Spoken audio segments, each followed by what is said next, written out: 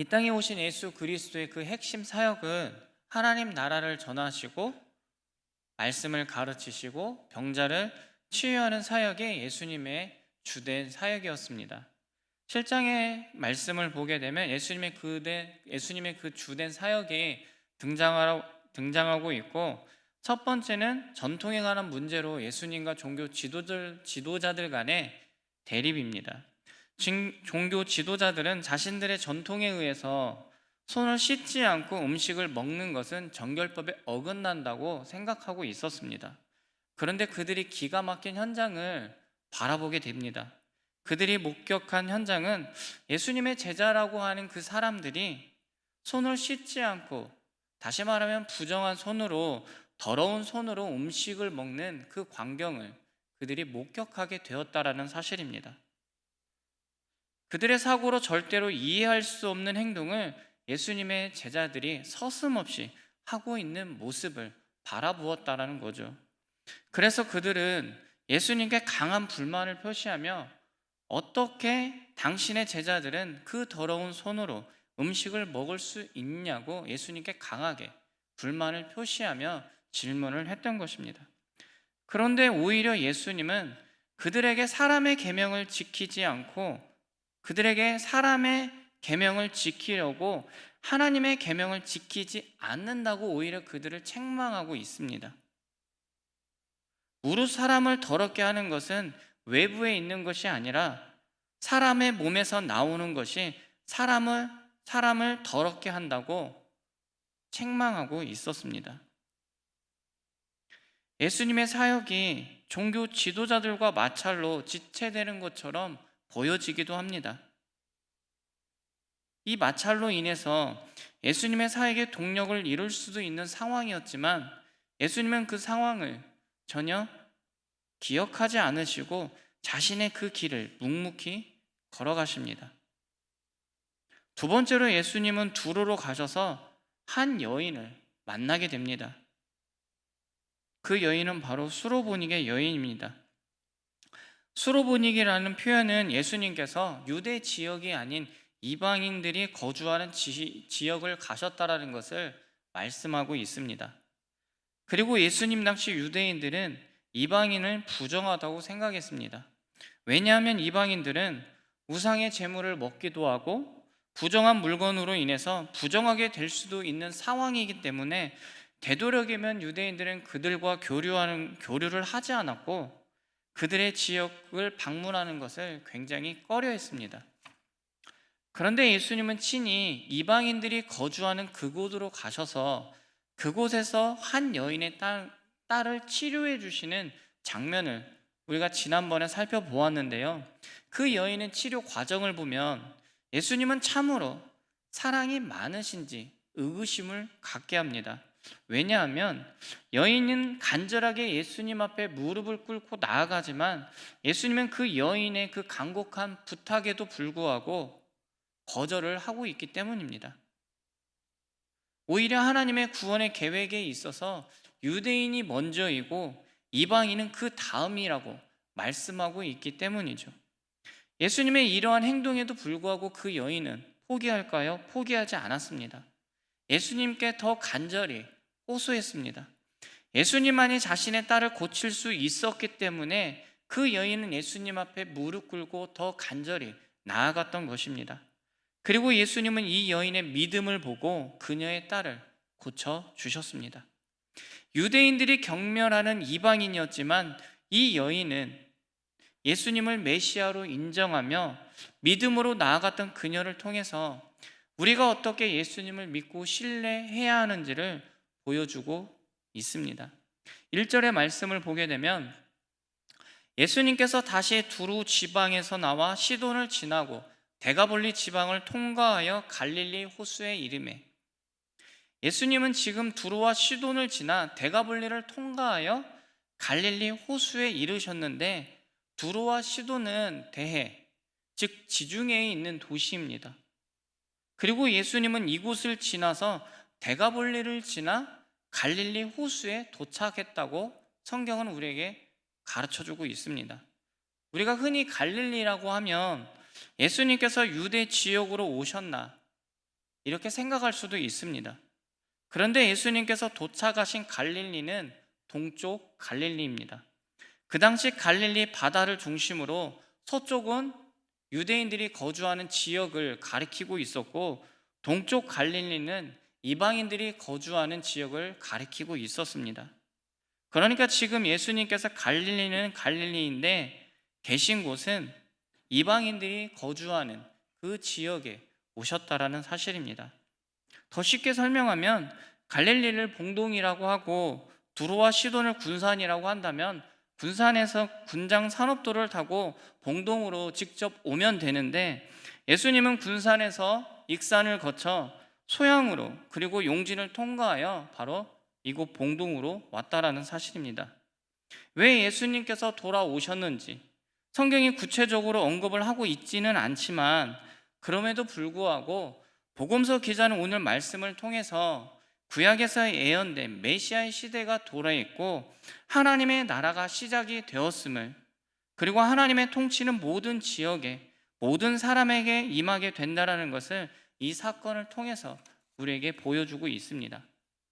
예수님께서 대가볼리를 통과하여 갈릴리에 도착하자마자 사람들은 한 사람을 예수님께 데려옵니다. 대가볼리 사람들이 어떻게 예수님을 알고 그 사람을 예수님께 데려왔을까요? 아마도 마가복음에서 근거를 찾아본다면 마가복음 5장에서 찾아볼 수가 있습니다. 예수님은 대가볼리에서 귀신에 사로잡혀서 온전한 삶을 살아갈 수 없는 사람을 구원해 주시고 공동체 구성의 한 사람으로 살아갈 수 있도록 그 사람을 치료해 주셨습니다. 예수님으로부터 고침을 받는 이 사람은 세상을 다 가진 것 같은 아마 그 마음이 있었을 것입니다.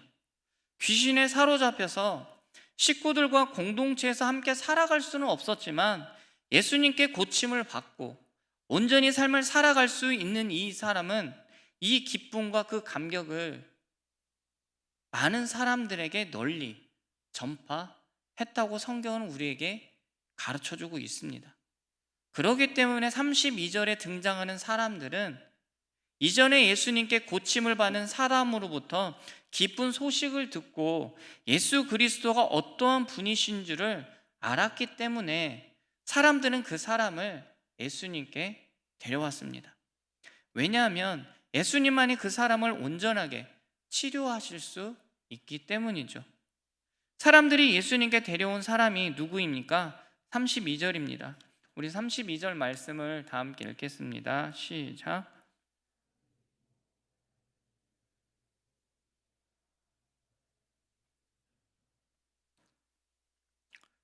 사람들이 예수님께 데려온 사람은 귀가 안 들리고 말을 더듬는 사람입니다.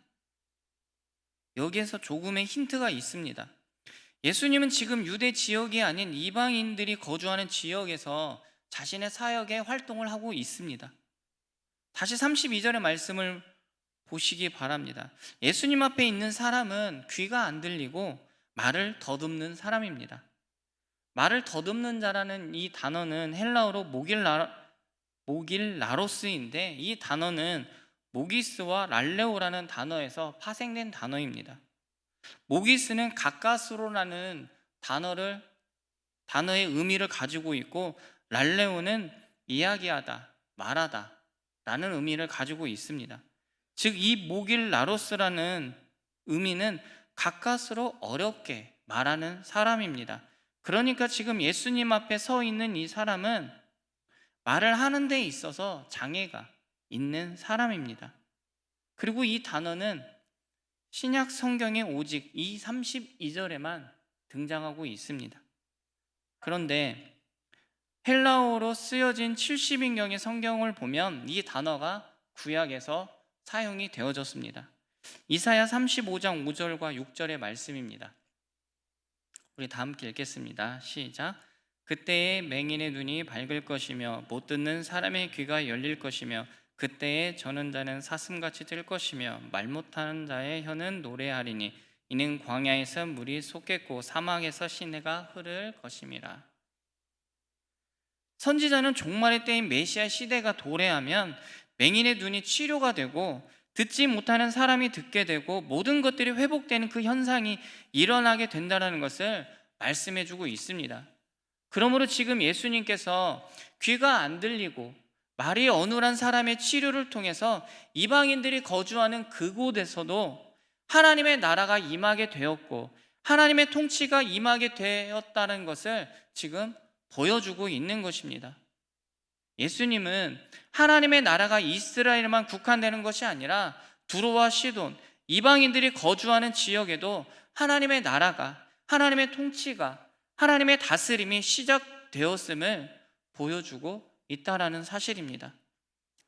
계속해서 33절과 34절의 말씀을 보게 되면 예수께서 그 사람을 따로 데리고 무리를 떠나사 손가락을 그의 양귀에 놓고 침을 뱉어 그의 혀에 손을 대시며 하늘을 우러러 탄식하시며 그에게 이르시되 에바다 하시니 이는 열리라는 뜻이라. 이제 예수님은 그 사람을 어떻게 치료를 해주십니까? 예수님께서 그 사람을 치료하는 데 있어서 사람들과 분리시키고 있습니다. 그 사람을 따로 다른 곳으로 데리고 가셨다라는 거죠. 그리고 손가락을 그의 양귀에 놓고 침을 뱉어 그의 혀에 대셨습니다. 레위기 15장 8절의 말씀을 보게 되면 부정하게 된 사람의 침을 뱉었는데 그 침이 깨끗한 사람에게 묻게 되면 그 침으로 인해서 깨끗한 사람이 부정하게 된다고 말하고 있습니다. 이러한 이유 때문에 유대인들은 침이 감염에 힘이 있다고 또 믿고 있었고 감염의 원인이 된다고 그들은 생각하고 있습니다. 조금 더 쉽게 설명하면 우리가 코로나19에 걸린 사람을 보면 그 사람에 대해서 치근히 여기는 마음이 생겨납니다. 왜냐하면 코로나19 질병에 걸리게 되면 병원에서 치료를 받아야 하고 사회적으로 격리가 되는 그 아픔을 겪어야 하기 때문입니다. 그런데 만약에 코로나19에 걸린 사람을 우리가 만지며 함께 밥을 먹는 거라고 한다면 가능할까요? 가능하지 않습니다. 병에 걸린 사람을 연민할 수 있고 치근히 여길 수는 있지만 그와 접촉하는 것은 절대로 원하지 않는다는 것입니다. 왜냐하면 감염의 위험이 있기 때문이죠. 마찬가지로 유대인들은 조금 전에 말한 것처럼 침이 감염의 힘이 있다고 믿었고 감염의 원인이 된다고 믿었습니다. 그러나 그 유대인들의 생각과 달리 침은 더 이상 예수님에게 감염의 원인이 되지 않았다라는 사실입니다. 이미 예수님은 7장 15절과 23절의 그 말씀을 통해서 사람을 부정하게 하는 것은 외부에 있지 않다고 선언하셨습니다. 그리고 실제로 예수님은 12년 동안 혈루증으로 고통당하며 사회적으로 격리되며 살아가는 그 여인과 접촉을 했고 또 죽은 회당장 야율의 딸과 접촉했지만 결과가 어떻게 나타났습니까? 그것들이 예수님을 부정하게 하지도 않았고 오히려 예수님을 통해서 그 부정한 사람들이 치료를 받고 온전한 삶을 살아갈 수 있도록 되었다라는 사실입니다. 그리고 예수님은 그 사람을 치료하는 데 있어서 하늘을 우러러 보시며 탄식하셨습니다. 예수님께서 하늘을 우러러 보셨다라는 것 무엇을 의미하고 있을까요? 우리가 마태복음을 통해서 알 수 있는 것처럼 유대인들에게 하늘은 하나님의 영역으로 이해되고 있었습니다. 그러니까 예수님께서 하늘을 우러러 보셨다라는 것은 하나님께 기도했다라는 사실입니다. 예수님께서 하나님을 의지했다는 것입니다. 하나님의 능력이 나타나기를 간절히 사모했다라는 것입니다. 예수님은 신적인 능력이 있으면서도 하나님을 전적으로 의지했습니다. 즉 우리에게 어떤 문제가 있으면 하나님을 의지해야 한다는 것을 우리에게 가르쳐주고 있습니다. 우리의 문제를 하나님께 가지고 나아갈 때 문제가 해결되는 기쁨 또한 누리게 되고 그것으로 심적 고통을 느꼈던 우리의 감정 또한 다 회복이 된다라는 것입니다. 하나님께 우리 문제를 가지고 나가면 문제도 해결받고 또 그 문제를 통해서 하나님과 깊은 교제의 시간을 가지기 때문에 하나님이 어떠한 분이신지 더 깊이 알아갈 수도 있고 그분의 뜻을 알게 되는 계기가 된다라는 사실입니다. 그러므로 우리가 하나님을 의지하며 살아갈 때 은혜의 삶을 살아갈 수 있다라는 사실입니다. 다시 성경을 보면 예수님께서 그 사람을 보며 탄식하셨다라는 것은 그 사람이 겪었던 그 아픔과 그 고통을 공감하고 있다라는 사실입니다. 그리고 긍휼히 여기시는 마음으로 하나님께 간절히 기도했다라는 것을 말씀하고 있습니다. 그리고 그에게 어떠한 일이 일어나게 되었을까요? 35절의 말씀입니다. 35절의 말씀을 보게 되면 그의 귀가 열리고 혀가 맺힌 것이 곧 풀려 말이 분명하여졌더라. 예수님께서 이 사람을 치료하는 데 있어서 예수님의 여러 행동이 나타나고 있지만 우리가 놓쳐서는 안 되는 한 가지가 있습니다. 바로 예수님께서 그 사람을 향해서 외친 한마디 말씀입니다. 34절의 말씀입니다. 우리 34절의 말씀 다 함께 읽겠습니다. 시작.